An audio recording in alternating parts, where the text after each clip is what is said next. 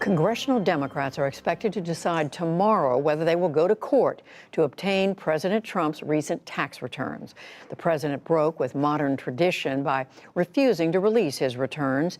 Democrats and other experts have questioned whether there could be information about foreign investors, about debts or other business arrangements in those returns. Welcome to Dr. John Podcast. Hit pause on whatever you're watching right now, because the financial vice tightening around Donald Trump's business empire isn't a distant threat anymore. It's a documented reality unfolding in county courthouses and Wall Street boardrooms. Today, the New York State Senate approved a bill that would allow the president's state tax records to be turned over to Congress. As William Brangham tells us, this line of inquiry picked up new fuel overnight after a New York Times investigation shed light on the president's past tax records and his large business losses. This isn't about polls or politics. It's about the actual legal paperwork that now attaches to some of the most famous properties on the planet. We're talking about judgment liens filed against Trump National Golf Club. We're talking about Seven Springs, the sprawling estate north of Manhattan, now carrying a state claim that could lead to foreclosure. And we're talking about Deutsche Bank. President Trump's personal finances have been a mystery that Democratic leaders have fought to uncover since before he was elected to office in 2016. And still to this day, the president's relationship with Deutsche Bank has remained under scrutiny. Over the years, Deutsche Bank has grown to become one of the largest financial institutions in the world, some say built on a history of risky business alliances and unorthodox practices. In the new book out today, titled Dark Towers, Deutsche Bank, Donald Trump, and an Epic Trail of Destruction, author David Enrich uncovers a historically rocky partnership. The one major lender that stuck with Trump when American banks walked away, now desperately looking for the exit on hundreds of millions in loans. This is the moment where the image of the invincible financial genius, the brand that fueled his political rise, collides head-on with a mountain of debt, fleeing lenders, and a state attorney general who has already filed the paperwork to seize his most iconic assets. This isn't a warning. It's the worst nightmare, and it's happening in real time. The man who built his entire public identity on wealth and success is watching his financial foundation crumble beneath him, and the tension between the political populist he projects and the Wall Street dependent reality he lives is about to become impossible to hide. Let's get into it. To understand why this moment is so devastating, you have to look at the specific mechanics of what just happened. New York Attorney General Letitia James didn't just win a fraud judgment, she took the next critical step. She filed judgment liens. These aren't threats or press releases. They are recorded legal documents filed in the counties where Trump's properties sit. They attach a state claim directly to the titles of Trump National Golf Club and Seven Springs. Before those filings, the fraud judgment was a massive, abstract debt. After those filings, New York State has a secured, recorded interest in specific named iconic properties. This is the legal conversion that turns a money judgment into a pathway for foreclosure. It's the step that says, if this debt isn't paid, these properties can be seized and sold. The liens are public, they are on the titles, and they create an encumbrance that makes any clean transfer of ownership impossible without satisfying the state's claim. The seizure hasn't happened yet, but the legal mechanism for it is now live, recorded, and undeniable. Simultaneously, the financial world is sending its own unmistakable signal. Deutsche Bank, the German giant that served as Trump's primary lender for decades when no major American bank would touch him, is heading for the door. After January 6th, they halted all new business with Trump. Now, they are actively exploring how to exit their remaining exposure, which sits at around $340 million in outstanding loans. This is not a bank quietly reducing its risk. This is the last major institutional lifeline being pulled. For years, Deutsche Bank was the exception. They financed the deals that American capital refused to back. They were the reason Trump could keep developing and maintaining major properties through multiple restructurings and bankruptcies. Their willingness to lend was a cornerstone of his business model. Now that cornerstone is being removed. The exit exploration means that even existing loans are under review, creating uncertainty for every property in the portfolio that carries Deutsche Bank financing. The implications ripple across the entire empire. Now let's break this down into the three dimensions that matter most.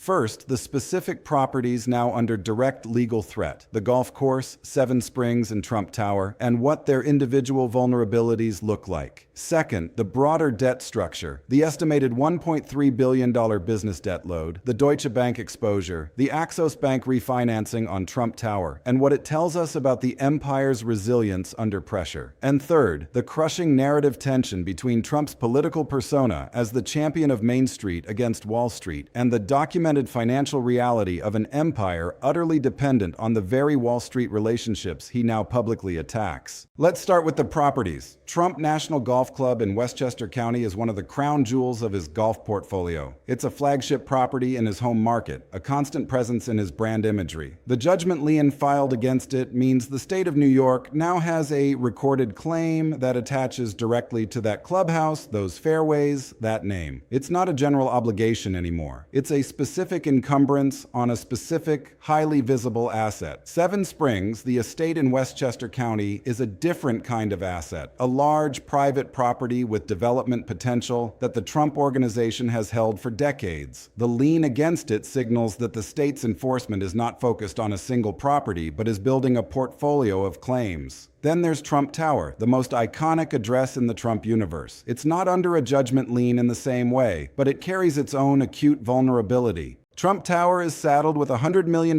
mortgage from Axos Bank. That refinancing happened because major banks had already started distancing themselves. Trump needed to find a smaller, less established lender willing to take on the reputational risk of financing his flagship building. The very existence of that Axos loan is a symptom of the Wall Street exit that is now accelerating. If the judgment liens and the Deutsche Bank exit create further pressure on Trump's overall cash flow, that $100 million mortgage on the most famous building he owns becomes an even more precarious liability. Now, let's talk about the debt structure, because the $1.3 billion estimate is the backdrop against which all of this plays out. A real estate empire of this size always carries debt. The question is always the same. What is the relationship between the debt, the cash flow that services it, and the ability to refinance when loans come due? What the documented picture shows is a business facing a perfect storm. The fraud judgment has created a massive, immediate liability that is now secured by specific properties. The major Wall Street banks have largely concluded that Trump is too risky a borrower, as evidenced by the need to refinance Trump Tower with a smaller institution. Deutsche Bank, the one major lender that stayed, is now actively looking to exit. This means that as loans mature and there is a significant amount of the $1.3 billion debt load that will come due in the coming years, the options for refinancing are dwindling, and the cost of that refinancing is skyrocketing. You are pushed toward lenders willing to accept higher reputational risk in exchange for higher rates and fees. The financial cushion that allows a business to weather storms is narrowing, and the storms are arriving in waves. This brings us to the most politically explosive dimension of the story, the narrative tension. Donald Trump has built his second-term political identity on a populist, anti-Wall Street message. He has signed executive orders aimed at stopping big investors from buying up single-family homes. He positions himself as the defender of Main Street, the guy who will protect ordinary Americans from the financial elites. This is the brand. But the documented financial reality of his own empire tells a completely different story. That empire was built on Deutsche Bank financing. It depends on major bank relationships. It is currently vulnerable to the exact Wall Street exit he claims to be fighting against. The man who says he's fighting for the little guy against the banks is the man whose most famous properties are carrying liens from a state enforcement action and whose biggest lender is running for the door. The contradiction is not just ironic, it is foundational. His political appeal rests on the image of financial mastery, a businessman who beat the system and can therefore navigate it for the American people. But the documented reality shows an empire that is deeply dependent on the very system he attacks. An empire whose financing is being handled by smaller institutions because the major players have concluded the risk is too high. An empire with recorded state liens on its most visible assets. This is the collapse the headline is pointing toward. It's not just the potential financial loss of a golf course or an estate. It's the collapse of the image. It's the moment when the carefully maintained facade of invincibility becomes impossible to sustain campaign against the public record of liens, fleeing lenders, and distressed refinancing. A president whose political brand is built on being a financial genius cannot survive the documented reality of being a financial liability. A president who campaigns against Wall Street cannot survive the documented reality of being abandoned by Wall Street. And a president whose most famous properties are now carrying recorded state claims that create a clear path to foreclosure cannot simply message his way out of the legal paperwork that is now part of the public record in county courthouses across New York. Let's bring this home with 4 concrete points that give you the complete picture. First, the judgment lines against Trump National Golf Club and Seven Springs are the most consequential financial accountability actions taken against Trump's business empire to date. They convert a massive abstract judgment into specific recorded claims against specific iconic name-brand properties. Before the liens, the judgment was an obligation. After the liens, the state has a secured interest in those properties, a legal encumbrance on their titles, and a direct legal pathway from where we are now to foreclosure proceedings and forced sales. The properties are not seized yet, but the mechanism for seizure is now recorded in the public records of the counties where they sit. The trajectory is now documented, and the next steps are foreclosure actions if the judgment remains unsatisfied. Second, the Deutsche Bank exit is the most significant Wall Street dimension of the story because Deutsche Bank was the specific institution that made Trump's business model work when American capital had concluded he was too risky. Their willingness to lend across multiple transactions over decades was the exception that proved the rule of his financial isolation from major American banks. Their decision to halt new business after January 6th and their current exploration of how to exit the remaining $340 million in exposure removes that exception. The Axos Bank refinancing of Trump Tower, replacing a major institution with a smaller one willing to accept reputational risk, is the specific documented consequence of this exit applied to the most iconic property in the portfolio. As more of the $1.3 billion debt load matures, the narrowing pool of willing lenders will make refinancing more difficult and more expensive, squeezing the financial resilience of the entire operation. Third, the narrative tension between Trump's anti-Wall Street political positioning and his Wall Street-dependent financial reality is the most politically significant dimension of the story because it creates a documented contradiction that is impossible to reconcile under scrutiny. His political brand is built on the image of a financial genius who mastered the system. The documented reality shows an empire with recorded liens on its most famous properties, whose biggest lender is exiting, and whose financing is being handled by smaller institutions because the major banks have walked away. This contradiction is most damaging at the moment when his approval numbers are under pressure and his political brand is most vulnerable. You cannot be the champion of Main Street against Wall Street while your own business empire is being abandoned by Wall Street and targeted by state enforcement. Fourth, here's what we need to watch as this unfolds. The appellate resolution of the fraud penalty will determine the final dollar amount Trump must satisfy to release the liens and stop the enforcement proceedings. If the judgment is affirmed at a significant level, the enforcement proceedings move from recorded liens to active foreclosure actions against the specific properties. The Deutsche Bank exit timeline, specifically when and how the $340 million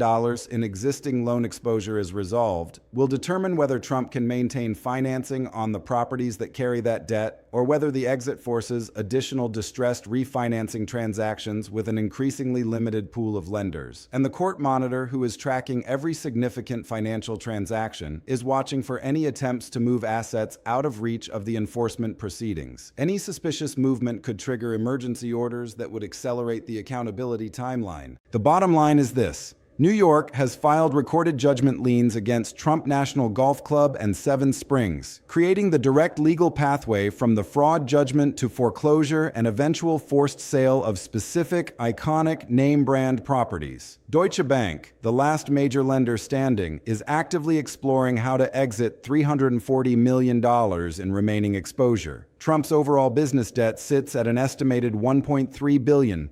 with a significant portion tied to marquee properties, sitting in a financial environment where major banks won't do new business, and the one bank that would is heading for the door. Trump Tower carries a $100 million mortgage from a smaller institution, a direct consequence of the Wall Street distancing that is now accelerating. And all of this is happening while Trump publicly positions himself as the champion of Main Street against Wall Street, creating a documented contradiction between his political brand and his personal financial reality that is impossible to hide. The judgment lines are filed. The biggest lender is looking for the exit. The iconic properties are carrying recorded state claims that create the foreclosure pathway. And the image of the financial genius is colliding with the documented financial reality in ways that no amount of political messaging can manage. The worst nightmare isn't a prediction. It's a description of what is already happening. Stay tuned, because the appellate proceedings are active. The Deutsche Bank exit timeline is developing, and the court monitor is watching. We are going to be right here covering every single development as it unfolds. If you are not subscribed yet, hit that button right now. Drop a comment below and tell me what you think. Do the judgment liens eventually produce forced sales of iconic Trump properties, or does the appeal succeed and the enforcement proceedings stop? I want to hear from you. I'll see you in the next one.